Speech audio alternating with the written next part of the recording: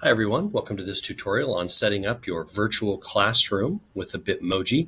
You may have seen this during the distance learning time. A lot of teachers made kind of an interactive image that had hyperlinks and things that students could click on maybe for the week or for the day. Kind of a fun way to incorporate Bitmojis and be able to share with parents. This is also how I would suggest doing any kind of poster making. I would use Google Slides. It's a really easy tool to be able to customize the size of the image, as well as incorporate your Bitmojis and any text or other images that you'd like to use. So I've started here simply with a blank Google slide, and then I just inserted this image. I just did a quick search for wall background. You could do classroom background, brick wall background, whatever you're interested in. So that's how I got this here.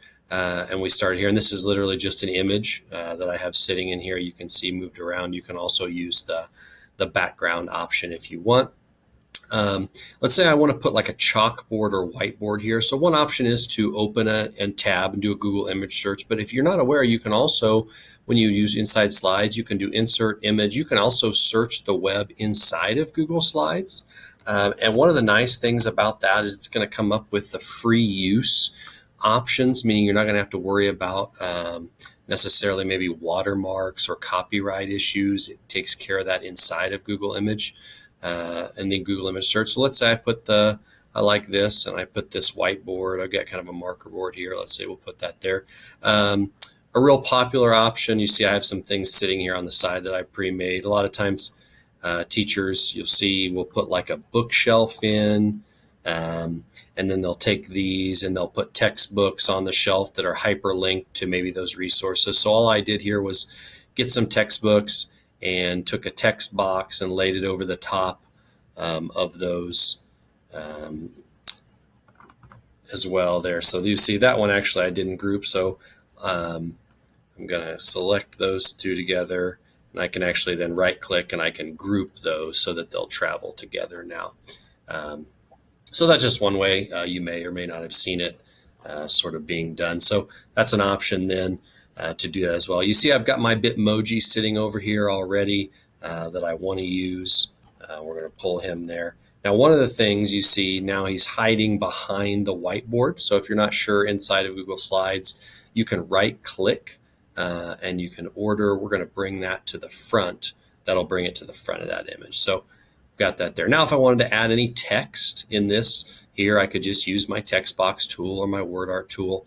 One of the fun options is actually then people taking and making these hyperlinks. So clickable things that will take kids to specific resources. So let's say I click on that there and I want to insert a link on that option there. And so you can do that with images.